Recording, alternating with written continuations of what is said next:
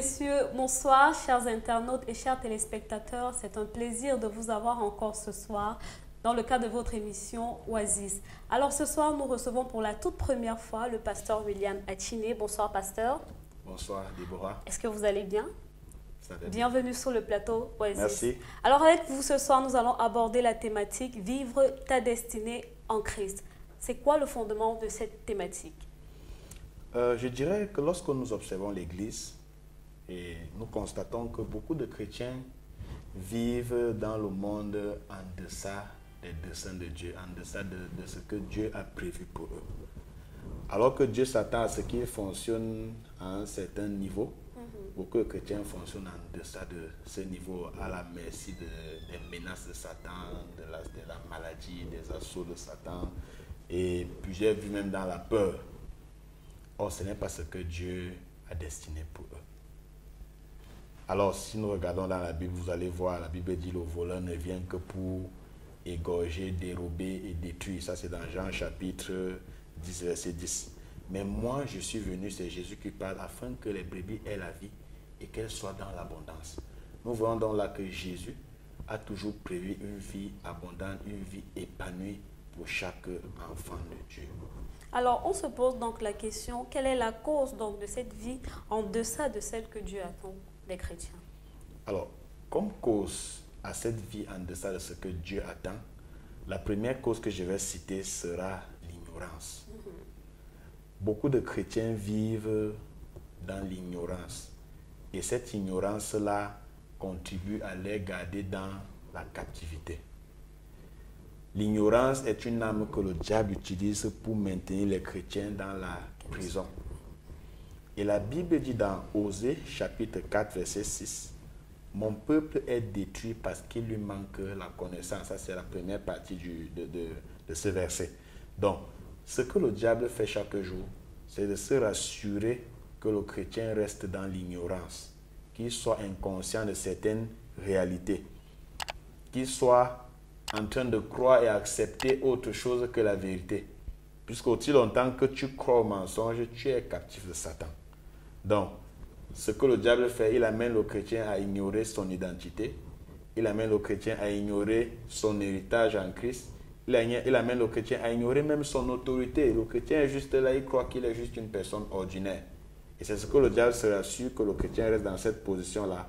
Parce qu'il sait qu'aussi longtemps que le chrétien est dans cette position, le chrétien ne va pas pouvoir s'épanouir ou fonctionner au niveau de Dieu, s'attend à ce qu'il fonctionne. Quelle serait la conséquence directe donc de cette ignorance? Voilà. Comme conséquence directe de l'ignorance, ça nous envoie directement au deuxième point. Ce sera ce qu'on appelle la mauvaise image qu'on a de soi-même. Quand je suis ignorant de ce que je suis, la conséquence évidente, c'est que je me regarde mal. Je me regarde comme une personne différente. Donc, le regard que quelqu'un a de lui-même, les pensées que tu entretiens, qu'un chrétien entretient à son sujet, vont déterminer comment il va fonctionner. Et vous allez voir dans Proverbes chapitre 23, verset 7, la Bible dit « Il est comme les pensées de son âme ». Un homme est comme les pensées de son âme. Donc, ça veut dire que le genre de pensée que tu entretiens chaque jour détermine ce que tu seras, ce que tu feras. Donc, ça veut dire, si j'entretiens les pensées de défaite ou les pensées de maladie, je serai malade. Et j'appelle la défaite sur moi. J'appelle la défaite sur moi, j'appelle la maladie sur moi. Si je passe le temps à me regarder et à me considérer comme si j'étais le moindre de tous, je serai le moindre de tous. Il me sera difficile de m'élever. Et ce dont je parle, il y a des exemples dans la Bible. Il y a plusieurs exemples dans la Bible. Je vais juste prendre deux. Dans Nombre chapitre 13, verset 14, ça c'est l'histoire des 12 espions qui avaient été envoyés pour espionner le territoire de Canaan. C'est un territoire que Dieu avait destiné pour le peuple d'Israël en ce moment-là. Et Dieu a destiné un territoire pour chaque enfant de Dieu. Donc, ce territoire-là, lorsqu'il a envoyé les 12 espions, quand ils sont arrivés, ils ont quand même reconnu que le territoire était bon. C'est-à-dire que la promesse de ce qui avait le lait et le miel était certaine. Mais, ils ont dit qu'ils ont rencontré les fils d'Anak. Ils étaient des géants et ils se sont mis à dire, ok, nous étions à nos yeux et à leurs yeux comme des sauterelles. Dieu ne peut pas envoyer des sauterelles conquérir un territoire. Dieu les considérait comme des vainqueurs, mais eux, ils se considéraient comme des sauterelles. Et nous avons remarqué, quand on lit dans cette partie de la Bible, à un moment donné, ils ont tellement parlé négativement au point où Dieu a dit, ok, je vous ferai ainsi que vous aurez parlé à mes oreilles, vous n'entrerez pas dans ce territoire. Heureusement, parmi les 12, il y avait 2 qui se sont distingués. Ils ont tenu un autre langage. Et ils ont dit non, si l'Éternel nous est favorable, nous allons entrer. Là, il était question de Josué et de Caleb. C'est eux qui ont tenu un langage différent. Ils ont eu une image différente. Ils ont su qu'ils étaient des vainqueurs. Ils ont su qu'ils étaient des conquérants. Et un enfant de Dieu doit se considérer comme un conquérant. Aussi longtemps que tu marches en te considérant comme un homme battu, tu seras vraiment battu. Donc, voilà le premier exemple dont je voulais faire mention dans la Bible. Le deuxième exemple, c'est celui de Gédéon. Ça, c'est dans Juges, chapitre 6. Dans cette histoire, le peuple était aussi dans la captivité. Et qu'est-ce qui s'est passé? Gédéon était en train d'essayer d'enlever les produits, les productions et de les mettre à l'abri. C'était le froment. Alors, pendant qu'il travaillait, un ange de l'Éternel vient vers lui et lui dit, l'Éternel est avec toi, vaillant héros. Alors il sursaute. Il commence à dire, mais comment? Si l'Éternel est avec nous, comment telles choses nous sont arrivées? Comment est-ce qu'on vit dans la misère? Comment est-ce qu'on souffre? Et ce sont les questions que beaucoup de chrétiens posent souvent. L'Éternel, comment l'Éternel est avec moi et puis je suis malade? Comment l'Éternel est avec moi et je souffre de ceci? Comment l'Éternel est avec moi et je chôme? Ce sont des questions qu'on se pose, évidemment, comme Gédéon se posait la question. Et puis quand l'Éternel lui fait la promesse, Gédéon se met à tenir un discours. Et il se met à dire qu'il est le plus petit de la famille la plus pauvre de ce peuple-là. C'est-à-dire que il est dans la famille la plus pauvre. Il est le plus petit. Dans la famille la plus pauvre, même dans la famille là, c'est lui le plus petit. Donc il se mettait loin en bas. Pourtant, l'Éternel le considérait comme un vaillant héros. Et vous allez voir dans l'histoire qu'il a fallu que Dieu le fasse passer par un processus pour qu'il change le regard qu'il avait de lui-même.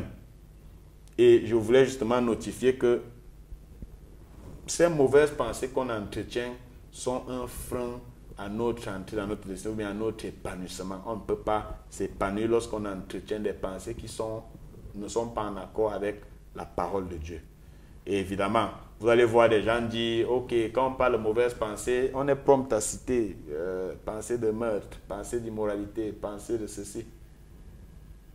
Mais lorsque j'entretiens une pensée à mon sujet qui est contraire à la parole de Dieu, c'est une mauvaise pensée. Et il faudrait que les chrétiens se rendent compte que lorsque je pense que je suis faible, ou alors je pense que je suis un homme battu, pourtant, c'est contraire à ce que la parole de Dieu qui dit que je suis plus que vainqueur, c'est une mauvaise pensée que je suis en train d'entretenir. Et ce n'est pas agréable au Seigneur. Donc, comme troisième point, qui est aussi une conséquence directe des pensées, la Bible dit que c'est de l'abondance du cœur que la bouche parle. Donc la troisième cause, ce sont les paroles. C'est une conséquence directe des mauvaises pensées qu'on a entretenues. Après avoir entretenu un style de pensée, les paroles vont juste sortir. Ce sont des mauvaises proclamations. Les mauvaises proclamations. Et vous allez voir que dans les deux cas que j'ai cités plus haut, c'était les mauvaises proclamations qui sortaient. Tant pour ceux qui sortaient, pour les espions qui disaient que nous étions à nos yeux, à leurs yeux comme les sauterelles, nous ne pouvons pas survivre, on ne peut pas tenir devant eux. C'est un peuple qui dévore ses habitants. C'est une terre qui dévore ses habitants. Ce sont ce genre de paroles qui sortaient de leur bouche. C'était aussi le cas de Gédéon. Et Gédéon, pendant qu'on lisait, disait que non, lui il est le plus petit. Comment vous dites qu'il est un vaillant héros? Comment vous pouvez l'appeler vaillant héros que lui se considère comme s'il était le plus petit de la famille la plus pauvre de Manassé? Donc, le chrétien, en prononçant ou alors en entretenant ses paroles, il est en train de bloquer son chemin pour entrer dans sa destinée. Et vous avez remarqué que beaucoup de chrétiens Souvent, il prie pour peut-être 1 heure en une journée. Mais le reste de la journée, il prononce les paroles qui annulent toutes les prières qu'il a prononcées qu'il a faites pendant la journée. Donc, toutes ces paroles sont contraires à ce qu'il a prié.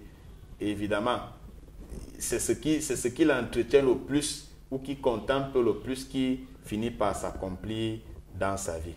Donc, c'est les 3 causes que je pourrais citer au fait que les chrétiens ne fonctionnent pas dans leur plein épanouissement, bien dans leur destinée que le Seigneur a prévu pour eux.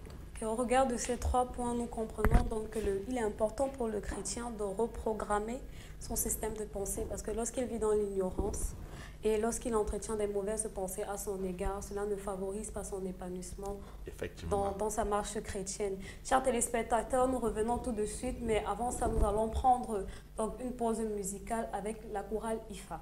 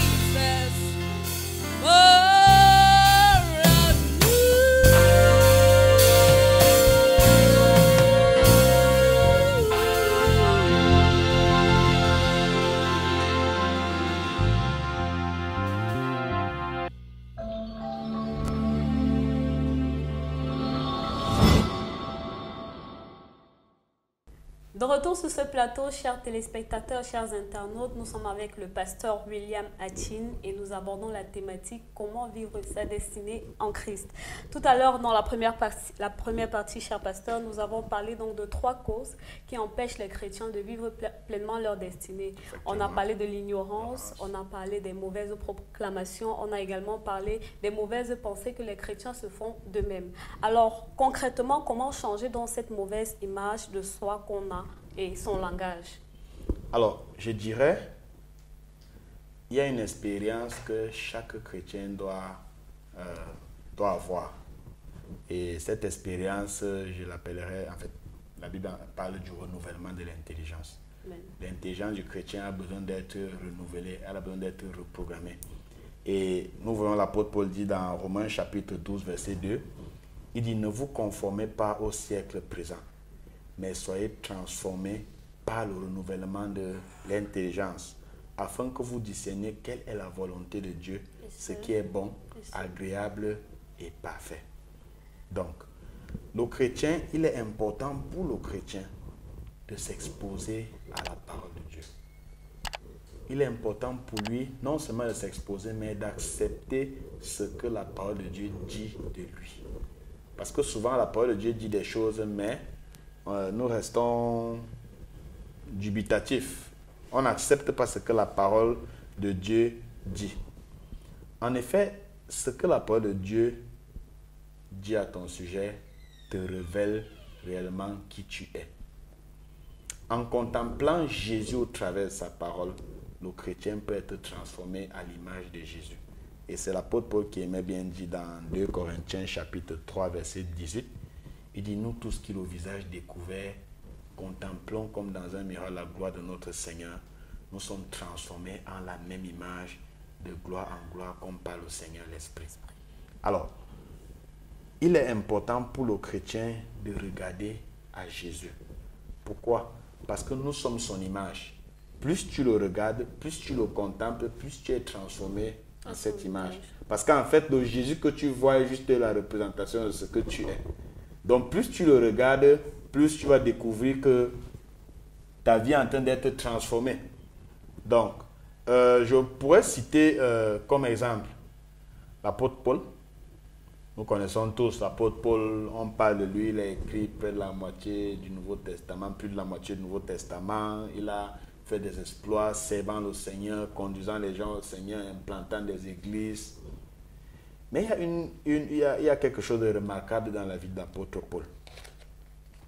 L'apôtre Paul, lorsqu'il l'a rencontré, ou bien lorsque le Seigneur l'a rencontré, dans Actes chapitre 9, verset 5, qu'est-ce qu'il a dit? Il a posé une question. Qui es-tu, Seigneur? Et le Seigneur a dit, je suis Jésus que tu persécutes. Il te serait dû de regimber contre les aiguillons. C'est ce que la parole de Dieu a dit. L'apôtre Paul, cette question, qui es-tu, Seigneur, a plongé l'apôtre Paul dans une quête permanente de connaître Jésus. C'était ça sa poursuite. Son intérêt, c'était de connaître Jésus. C'était ça son but.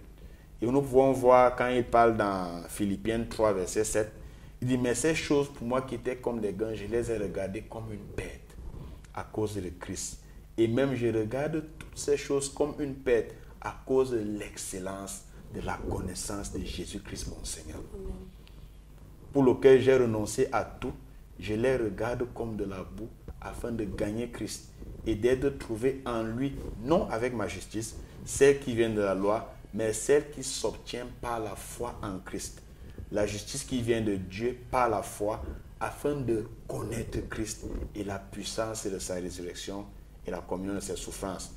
L'apôtre Paul avait pour seule poursuite de connaître Jésus. Il n'était pas la poursuite des choses. Le fait qu'il a fait du fait de la recherche de la connaissance de Jésus, sa quête permanente, c'est ça qui a fait qu'il découvre tout le potentiel qu'il avait.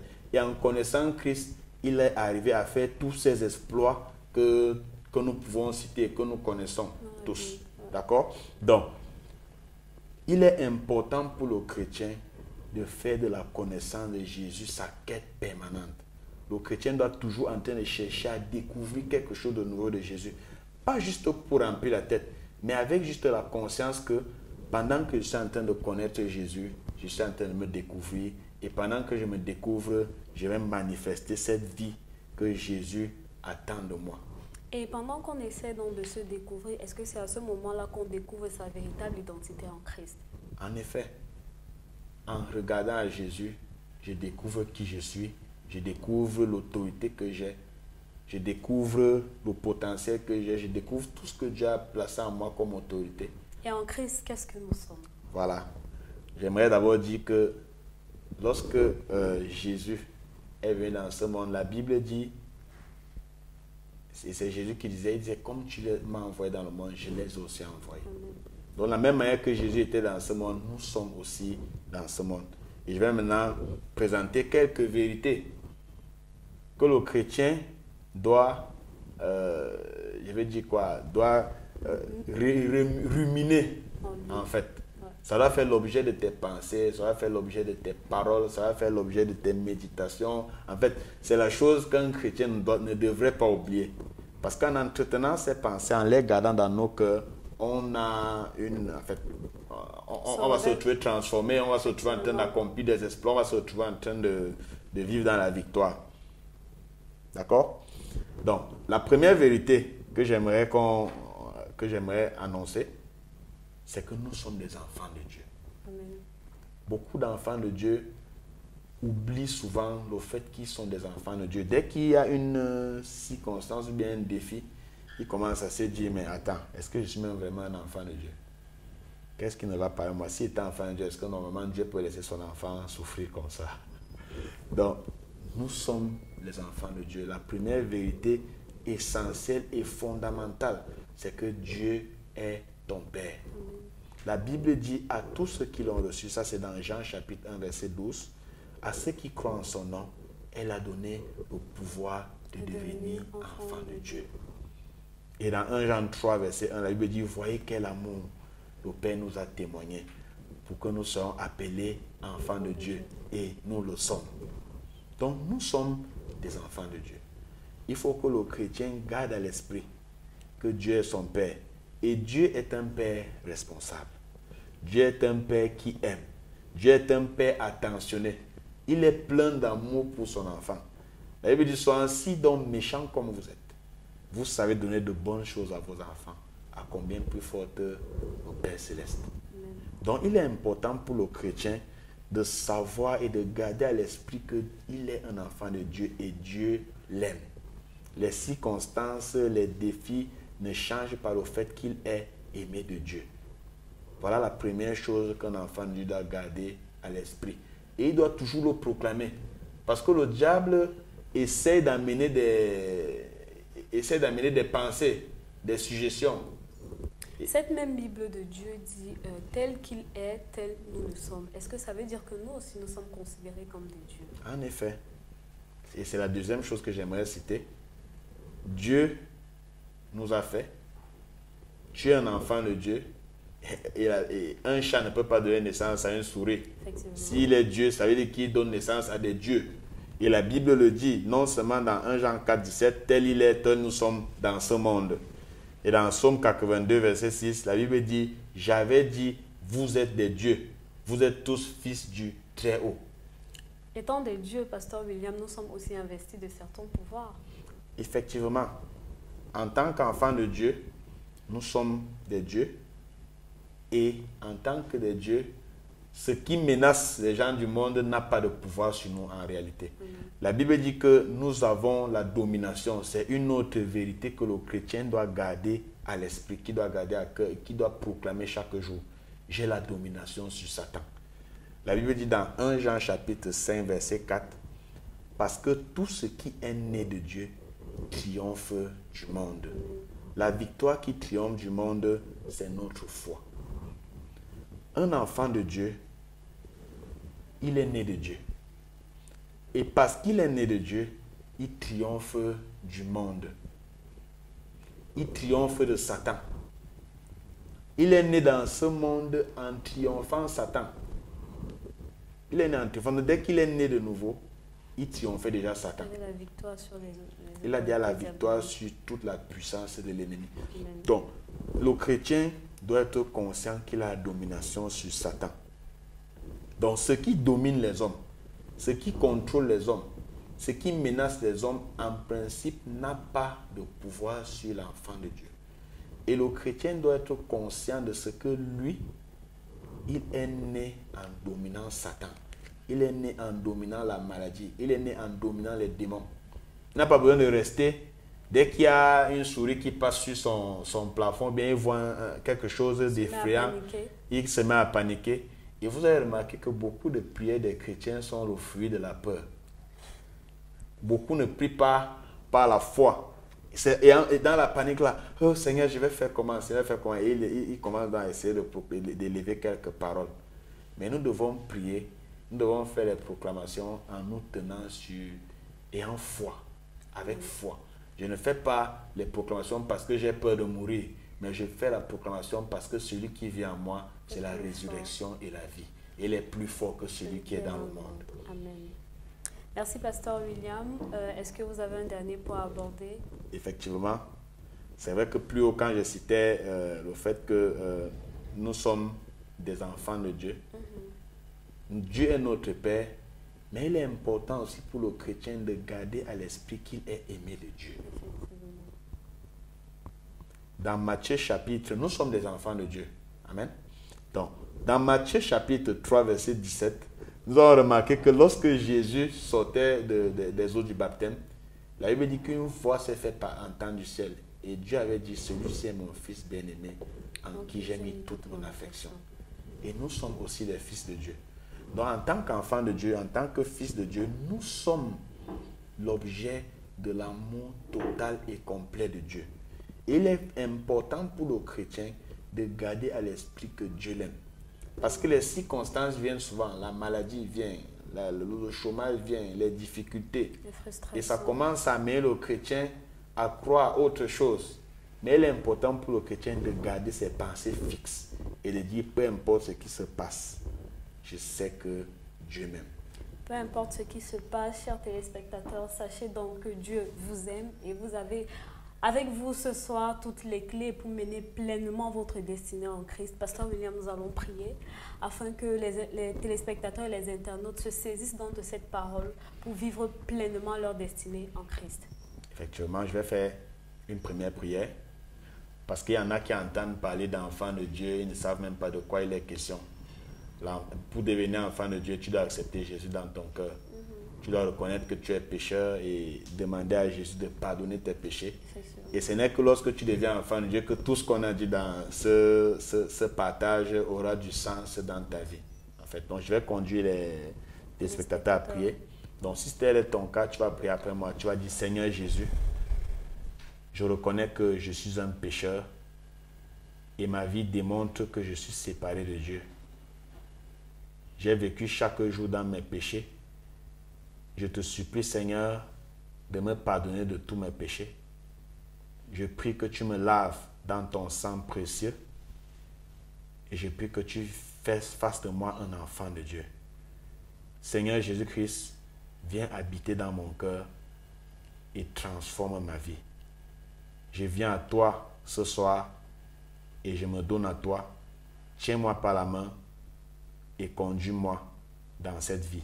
Au nom de Jésus-Christ. Amen. Amen. Alors, maintenant, tu es devenu un enfant de Dieu. Donc, cette deuxième prière te concerne et ça concerne tous les autres enfants de Dieu à travers le monde qui sont en train de nous suivre. Je vais prier pour que le Seigneur, pendant que chacun de vous va s'appliquer à aller s'exposer à la parole de Dieu, que son intelligence soit renouvelée et que sa vie soit transformée. Père, merci pour ta parole. Merci parce que tu es venu pour que les brebis aient la vie et qu'elles soient dans l'abondance. Père, je prie que tu visites chacun des enfants de Dieu.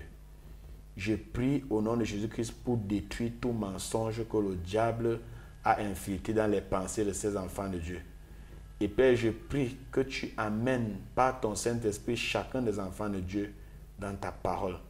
Et je prie que ta parole produise le renouvellement de l'intelligence pour que chacun soit transformé et que chacun vive une vie épanouie en toi.